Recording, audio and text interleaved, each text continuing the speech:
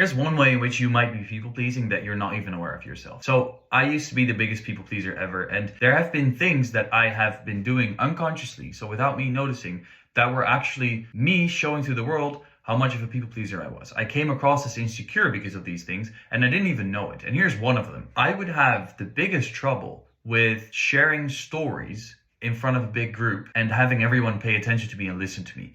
Usually I would turn red. Why? Because I was just uncomfortable with being on the spot, in the sense of, I don't know if I can contribute to this. I don't know if people will like what I'm saying. I wasn't in control of how others perceived me. So I would just shut up and push myself to the background and sort of just be this super active listener. I was really great at listening, and this made me a very good coach too later on.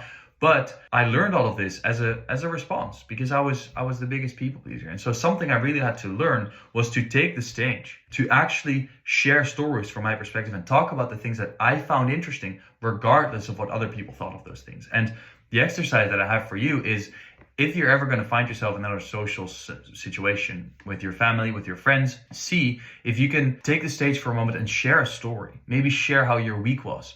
Just share anything that you find interesting. Maybe a fun fact, maybe a story from years ago. See if you can just take the stage purposefully to be like, I'm going to put myself on the spot here, and I'm going to make everyone listen to me for a moment, and see what feelings that bring up. Because it's not so much about doing that. That's one thing. That's amazing, and that's super confident if you're willing to do it. But the most important thing is, how do you feel when that's happening? And just sit with those feelings.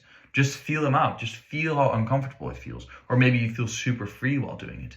Feel those feelings and go through that experience, and this will change a lot for you.